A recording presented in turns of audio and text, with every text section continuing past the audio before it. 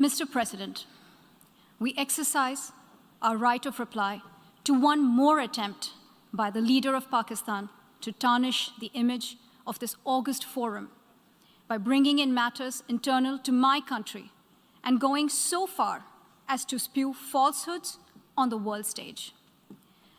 While such statements deserve our collective contempt and sympathy for the mindset of the person who utters falsehood repeatedly, I am taking the floor to set the record straight. Regrettably, this is not the first time the leader of Pakistan has misused platforms provided by the UN to propagate false and malicious propaganda against my country, and seeking in vain to divert the world's attention from the sad state of his country, where terrorists enjoy free pass while the lives of ordinary people, especially those belonging to the minority communities, are turned upside down. Mr. President, member states are aware that Pakistan has an established history and policy of harboring, aiding, and actively supporting terrorists. This is a country which has been globally recognized as one openly supporting, training, financing, and arming terrorists as a matter of state policy. It holds the ignoble record of hosting the largest number of terrorists proscribed by the UN Security Council. Mr. President, we marked the solemn occasion of the 20th anniversary of the 9/11 terror attacks just a few days back. The world has not forgotten that the mastermind behind that dastardly event, Osama bin Laden, got shelter in Pakistan. Pakistan leadership continues to glorify him as a martyr.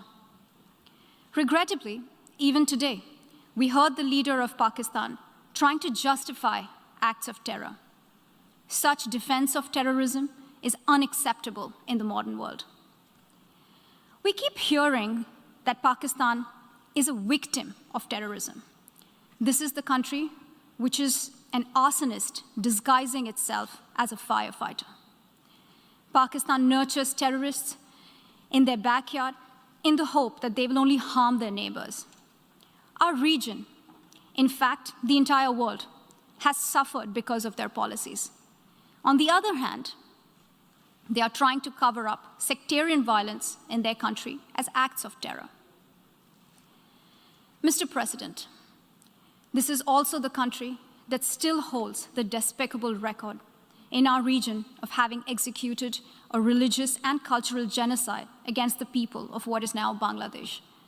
As we mark the 50th anniversary this year of that horrid event in history, there is not even an acknowledgement, much less accountability.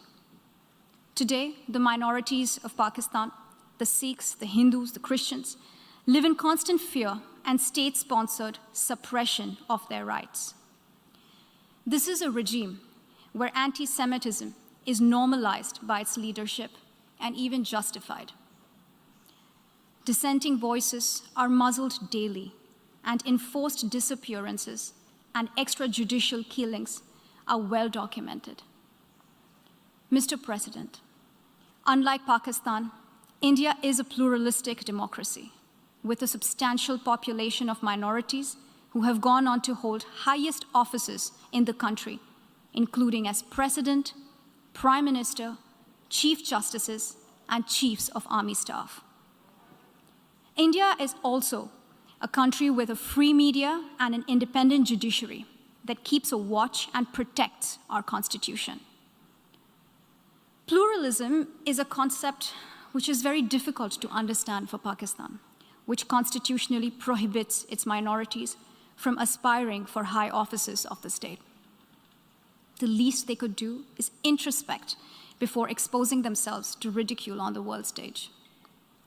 Finally, Mr. President, let me reiterate here that the entire Union territories of Jammu and Kashmir and Ladakh were, are, and will always be an integral and inalienable part of India. This includes the areas that are under the illegal occupation of Pakistan. We call upon Pakistan to immediately vacate all areas under its illegal occupation. Mr. President, allow me to be categorical about India's position. We desire normal relations with all our neighbors, including Pakistan.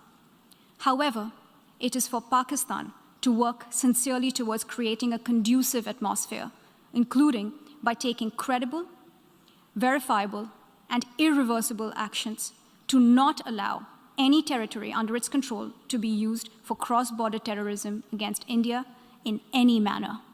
I thank you, Mr. President.